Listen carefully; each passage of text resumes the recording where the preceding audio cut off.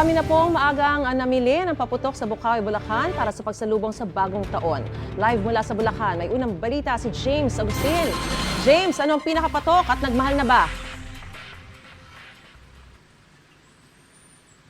Maris, good morning. Yes, nagmahal na yung ilang mga paputok at pailaw dito sa Bukawi, Bulacan at ang pinakamabenta raw ay yung mga luces, kwites at mga fountain. Ngayon, Maris, umaga ay nakakaranas na mahina hanggang sa katamtamang buhos ng ulan dito kaya nabawasan yung dami ng mga mamimili dito sa Bukawi, Bulacan. At nagkakaubusan na nga po ng ilang klase ng paputok at pailaw gaya ng mga luces, kwites at fountain na mabenta nga raw sa mga mamimili.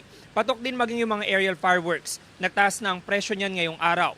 Ayon sa mga nagtitinda, wala na raw kasing makuhang supply. Inasahan din daw nila na bukas ay mas tataas pa ang presyo. Madaling araw pa lang kanina, may mga mamimili na dumayo pa mula sa iba't ibang lugar. Paniwala ng ilan, pampaswerte ang mga paputok at pailaw sa pagsalubong sa bagong taon. Mayroon din naman nagsabi na naging tradisyon na ito ng kanilang pamilya.